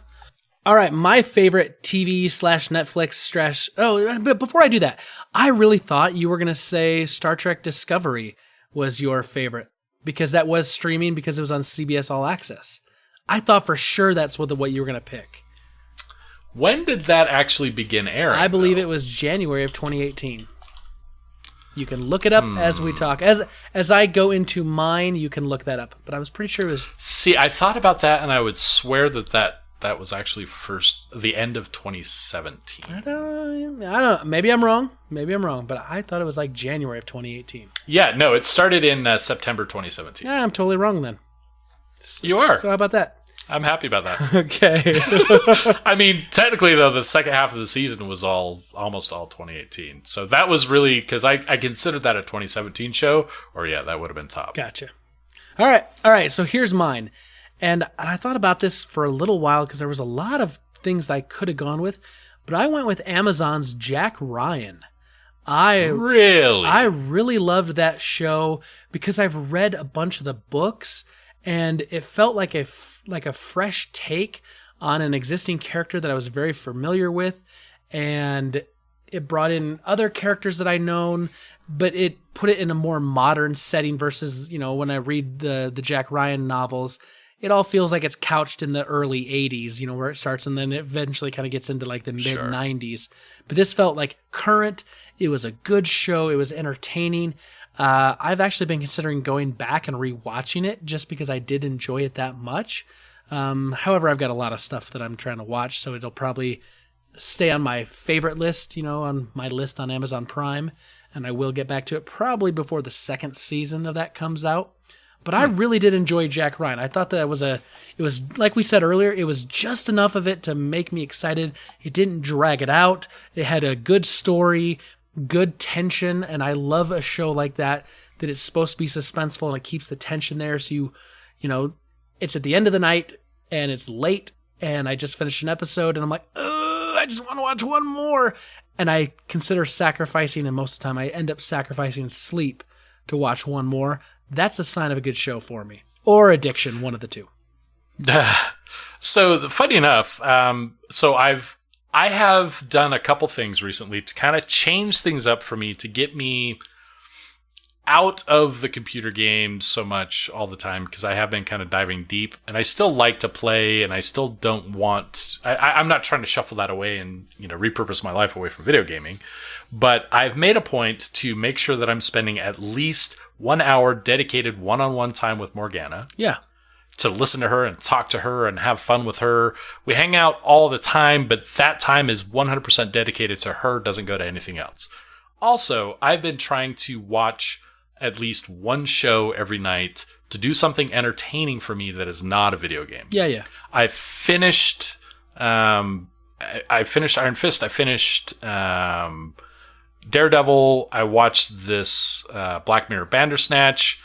Community. And right? Well, that was before I tried to do all that change. But, okay. So I've been looking, I was actually looking for something else to watch last night, which is when I ended up watching Bandersnatch. So really late comer to the best of, wow, but it hit it. Wow. But I was actually considering what I was going to watch tomorrow and onward. So I think I'm going to give Jack Ryan a try. It is good. It's only like 8 episodes. Yeah. Yeah, real good though. I've been wanting to try it, but I think that's just made its way to the front of the queue. Well, you let me know, because if you do, let me know what you think of it. Because like I said, I loved it. It's my pick for the best of the year. Awesome. All right. So as you may know, Spencer, we are in the podcast business. That is true. And I use the word business loosely. That is very true. And I know we've had a couple highlights of things, but as this happens every week, things change. I mean, we've even seen some latecomers into movies and Netflix shows be, in contention at least, if not winners of our categories and whatever. And I know we've talked about favorites in the past, but now that you've actually taken some time in the last couple of days to reflect on the last year, and you reviewed the episodes and this history of the podcast over the last year, what is your favorite, aside from this one, because this is going to be released after the first of the year, so it doesn't count. Sure. What is your favorite episode of the year? So I looked over at the list of all the things, and I looking back, a lot of really great episodes, a lot of episodes I'm really proud of that we put out. But I think the one that stands out to me personally, now, I may not say this is the most entertaining podcast, or, one where we went off the rails and it fell apart and it was super funny and you got to listen to it, or one where we were really doing a real great in-depth dive on something. But for me personally, this was my favorite for very personal reasons, was episode 82, Father Knows Best. It was our episode we did around Father's Day. And why for me that's my favorite of the year is because we had a conversation about fathers and fatherhood, and we talked about some fathers in nerd kind of pop culture, but we also talked about our fathers and us being fathers and our own fatherhood. And we were very vulnerable. There was, we were talking about some very impactful things in our lives that were going on. And it was kind of that moment where it was just you and I talking about fatherhood, and we really had a really great just conversation and connection on a personal level in that episode, that we don't always kind of do. I mean, usually, we're having fun. It's a good time. Right. But we don't get that emotionally deep always because we want to keep this fun and light and entertaining. But that episode for me just kind of stood out for 2018 because we did go to an emotional level that we hadn't gone to before in 2018. So that was my favorite. Interesting. That was actually my number 3. Wow. I actually tossed a couple around. That made it up there, but wasn't quite as impactful. Number 2 for me, I actually thought was going to be your number 1, and that was the 100th episode. That was close. That was really close, and that was it was the culmination of everything from the 100 episodes, like from the very beginning. I love the Punch It Chewie sequence, just because that had its own little story. It did. I mean, it evolved through everything, and meeting Steve, that was fantastic. Even the time when we lost you for a bit, right? I mean, that was not an easy one and done episode to coordinate. There were 3 of us. There were definitely technical issues, all sorts of voicemails. Really kind of. I mean, there was a lot to throw together there. You've been going at this every single week. There was just so much that was important to that episode, and it was brilliant. And I think the best part of that, though, I think was being able to actually interact with both you and Steve, and having Steve back on the show. And he and I actually, it was like we had known each other forever, kind of thing. Right. It was great. Steve's great. That was fantastic. But for me, number 1, I don't think we'll ever be able to be topped unless something else, whatever. But the video game addiction. Yeah. That was, and it wasn't that it was the depth of it so much, like the Father's Day episode, which was there. And I really enjoyed that. And I really enjoyed being able to be vulnerable and to not have that fear of vulnerability realized. Because that's why we're vulnerable. Right. We're afraid of a bad thing happening. Right, yes. And being vulnerable puts you at risk for that bad thing happening, and to see it be good. And that was fine. But that was the first time I really had that closure, that realization of what I wanted to do a podcast for in the first place. The feedback and the conversations about that episode, where I get chills. I'm literally having chills and tingles right now thinking about, just like the emails or the Twitter responses and conversations that I've had with other people since that episode.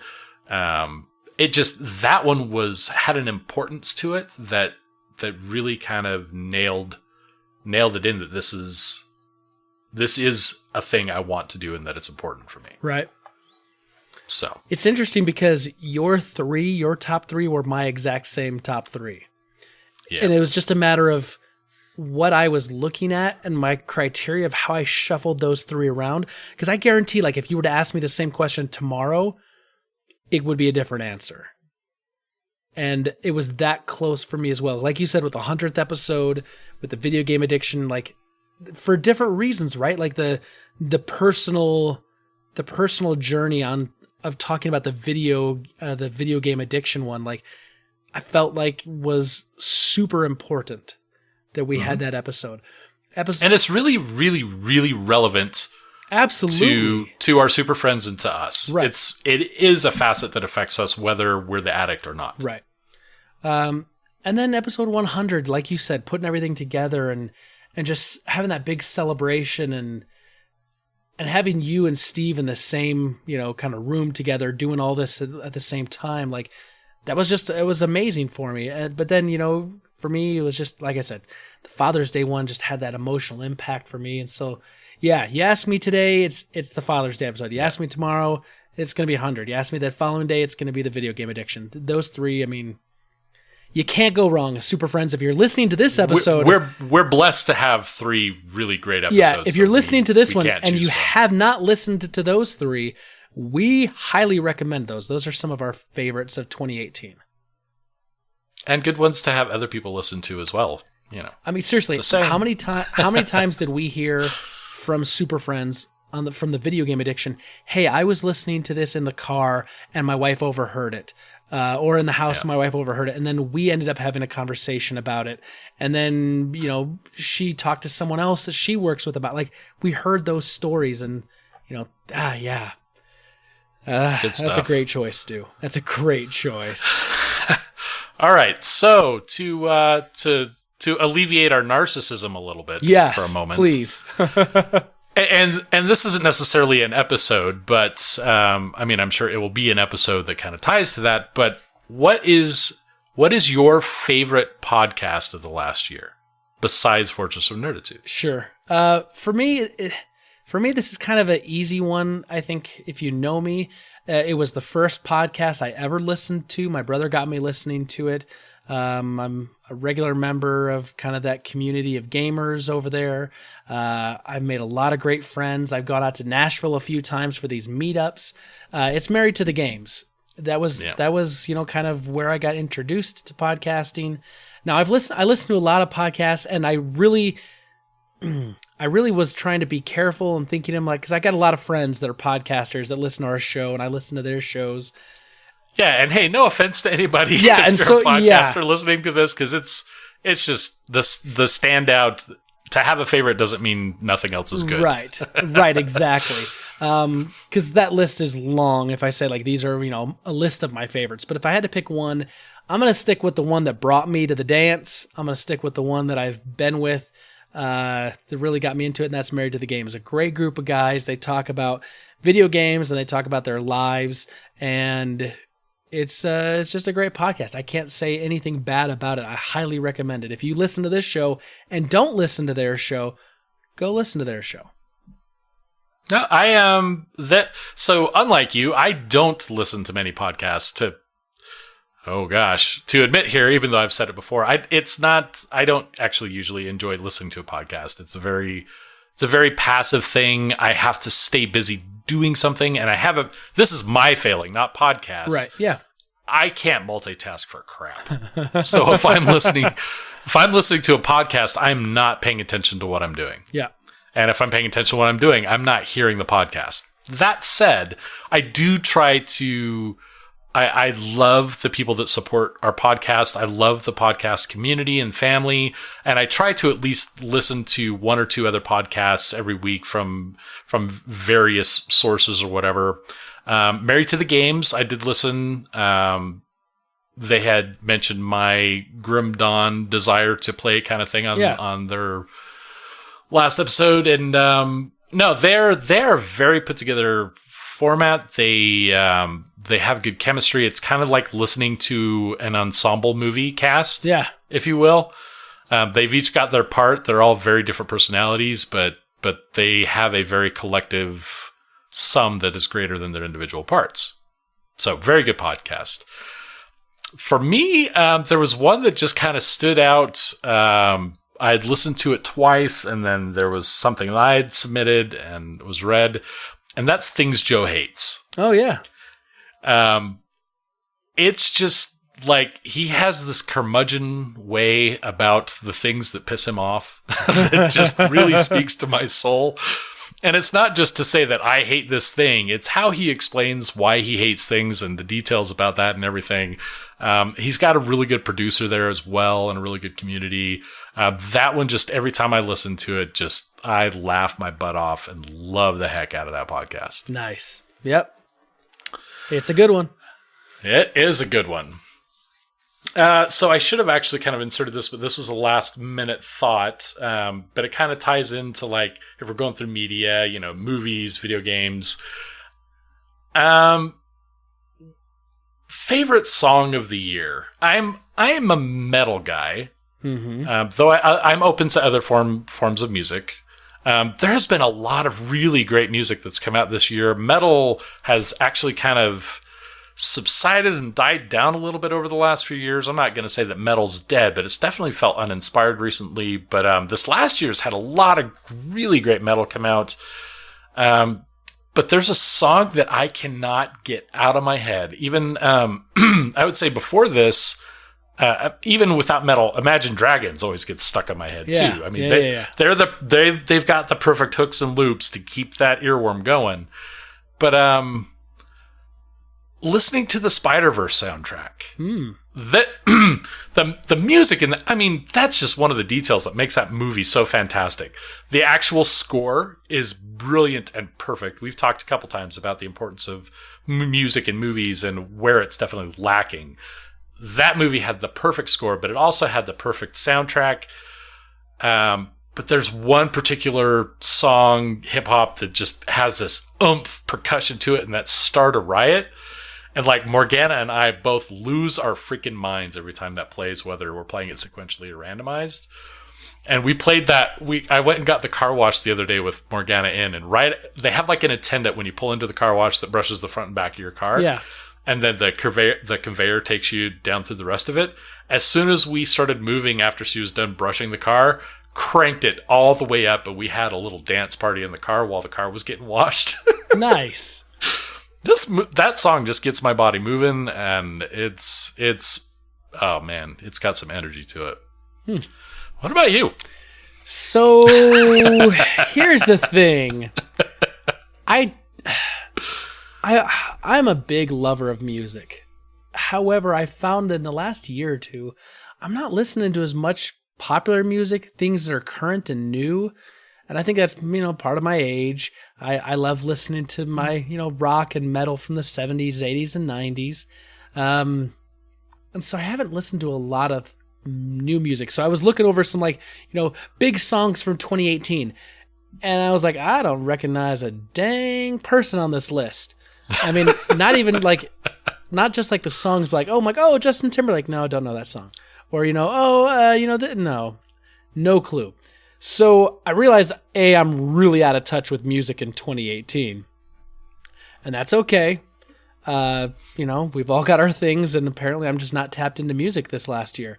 But I would say, though, that for me, the score of God of War, because I've been playing that so much and listening to that so much, has been really, really, really big for me. I've been listening to that, and just, some of that music, it starts to swell, and I just get that emotion like, oh yes, I know what's coming, or this is going to be big.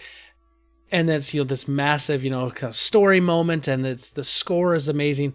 And so for me, it's going to be more on the score side. I'm not going to have a favorite song, but it's going to be. Do you have a score. Specific piece from the score? All of it.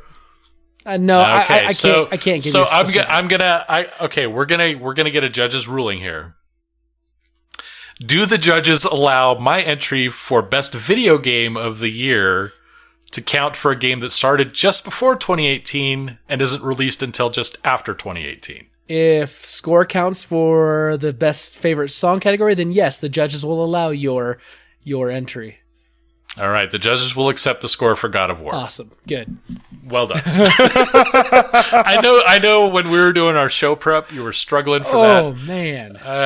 But no, I mean, music is music, and sometimes, I can easily just picture in my head the score for Spider-Verse, and it's just as relevant to me as the songs from the soundtrack. Such great music, and music is such an important part of visual media, whether it's video games or movies or shows. I'm gonna have to go get that album, the Spider-Verse. Yeah, I've got Spotify. So yeah, I mean that's what I mean. But yeah, but no, it's pretty good. This Spidey's Christmas album is not physical media, so that makes me sad. But that's gonna be played every Christmas. I guarantee it, because that one song is just fantastic. I'm excited. We haven't even listened to the rest because you had called it Spider-Man and the Spider-Verse Christmas album. Yeah, and I couldn't find it forever, and it's Spidey's. Yeah. So finally I found it. Just haven't had a chance to listen to it with Morgana yet. All right. So one more favorite category that I wanted to kind of go over, and we're nerds at heart. We're obviously surrounded by nerdy stuff and electronics and toys and games and movies, but I know that there are times that we've both had that are not necessarily nerd related, not online, just out doing something that just kind of speaks to your soul kind of thing. So my last category for this, what's your favorite offline moment of 2018? I'm going to let you go first, because I was thinking something a little different on this, and so I need another moment. All right. Fine. Fair enough. For me, it was my vacation to Oregon with Morgana, up to go spend some time with Katie. Going up there, and if it was a specific moment, it would be when we were out on the ocean and Morgana was piloting the boat. Okay. Just to see her there, to have both of my daughters there. I don't get to spend much time with Katie. She did come down for a visit, hit a cow on the way. What the heck is that about? But she didn't get to stay very long, and that vacation time was just for us and to recharge as a family. My daughters are everything to me, and to have them both together because they both worship each other. That time was glorious, and I loved every moment of it. And just to be up in Oregon again and sitting out on my daughter's front porch drinking coffee, sitting there chit-chatting with her as if she had never moved away. That was soul-filling. Like, my tank was kind of running a little empty after the year prior. That got me right back up to a full tank, and I cannot express my love for my daughters enough, and being with both of them at the same time with that much time was a masterpiece of stuff, words. Yeah. No, I'm with you. Okay, so I originally was thinking of this like favorite offline moment, like for us, like for the podcast that maybe like wasn't recorded or something, to do with that. So I can give you. Yeah, I couldn't think of a very good title. So I can give you that, but then I'll also give you my favorite offline moment. So from like offline, just like in my personal life, I gotta actually say it's been this Christmas break, because I had, another latecomer entry. Really, really it is. But for me, usually I don't get a lot of time off when I'm with my wife and kids for like a lot of consecutive days. And while I still worked during the week between Christmas and New Year's, there wasn't a lot going on, so I was able to work remotely from home, and I don't get to do that very often. I'm needed a lot of times in the office. But with the Christmas holiday and the time off, and then working remotely, and then, this in the weekends, and then the New Year's, it's something like almost like 11 straight days I'm spending with my family. And we've had agendas. I mean, we've had Christmas and Christmas Eve, and we've, gone to see the lights at Temple Square, and we've gone down to the zoo lights, and we've done these things, but like, it's just been family time. And my boys have been loving it. They've been counting down the days. Like, now we're getting to the point where they realize it's only like 2 more days before we all go back to work and before they go back to school. And so they're starting to get a little bummed about that, but I've just had... Yeah, I go back to work tomorrow. Well, that's rough. But we've had so many great moments with, like, my boys have been watching me play God of War, and so like now they're like running and like jumping off the stairs or off the bed into my arms and like pretending they're Kratos and like, smashing their fists and, trying to drag me onto the bed, and we're just like kind of roughhousing. But it's just like, it's those things, but it's also Christmas morning when Jackson opens up his present and he says, "Oh, this is great. I love this. This is my favorite." And he says, "Well, wait, who gave this to me?" And I said, that gift was for Mommy and Daddy. And he goes, "Oh, thank you, Mommy," and runs over to her and gives her a big hug. "Thank you, Daddy," and comes over. Like, he took a time to thank us for every single gift and give us a hug and a kiss for every single gift we gave him. Or if it was my mom and her husband, he did the same thing with them, or his aunts and uncles. It was just a moment that like touched my heart as a father. And so having this much time with my family has been my favorite kind of offline moment this year. Nice. Now, my favorite offline moment with a podcast, which I actually had a lot of favorite little things, things we would laugh about or goof around that we would forget to record, or we'd stop recording and we're like, why did we stop? This would have been great to, make fools of ourselves on the podcast with. But my favorite thing was actually the fact that when you joined the podcast, we'd known each other for a number of years, but we've become better friends, and we kind of check in on each other now. Like, so, when you've got something going on in your life or your kids' lives, like, I'm concerned and I care. And so like, I try to check in and, see how everyone's doing, if there's anything, that you guys need and whatnot. And you do the same with me. You'll ask me, hey, are you feeling any better? Like that for me, like between us, that offline stuff has been some of my favorite offline stuff between us this year. Yeah. And is Charlie still at school? Did you leave him there all day? That's only happened twice, and it's not been my fault either time. Twice? It's happened twice now. Oh, no. Yeah. Ugh. Yeah. Welcome to parenthood in school. Right, exactly. Awesome. Well, that's those are all the things I could really think of for favorites. Books is a tricky thing because, it's like when you read them, you don't consume books the same way you consume movies and video games and stuff, right? Right. But yeah, anyway, it was fun to think about the year and to kind of reflect on all the great things. Like, it's such a great time to be a nerd. Yeah. There's so many amazing games that are now pop culture favorite. If you're not playing these games, if you're not a nerd, you're not cool. What's wrong with you? You don't like these games. What's the matter with you? You don't like Spider-Verse? What? Yeah, craziness. So, I mean, I'm glad that my daughter gets to grow up as a nerd. I'm glad that she's able to love the things that she does. Her favorite, the very first present that she opened on Christmas morning, her mom had gotten her a Spider-Gwen costume. Oh, that's awesome. And so she opened that up, and she insisted that she got to wear that the rest of the time while she was unwrapping presents. And there's like a bunch of Christmas pictures with her and the Spider-Gwen mask. And she loves Star Wars, and she loves Legos, and she loves nerdy boy toys. So it's not just about being a nerd, but also being able to be a girl nerd and be okay with that, and to have her grow up free to enjoy those things and express those things.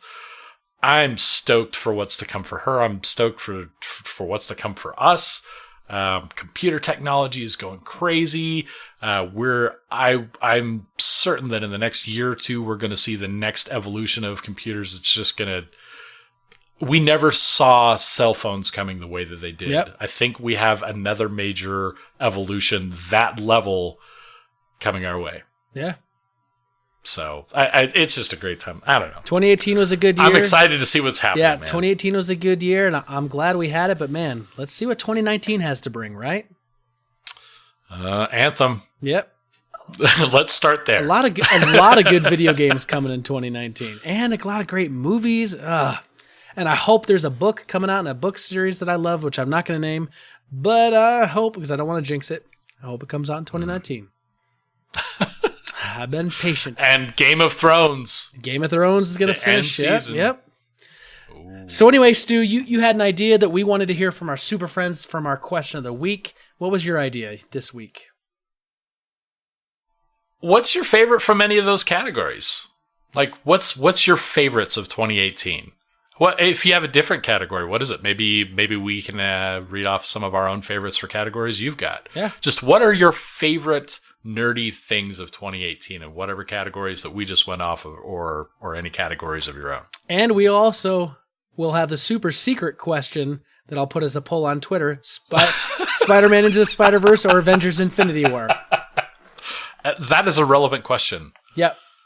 Two very different approaches to comic book movies, but both very important, I think. Absolutely. Absolutely.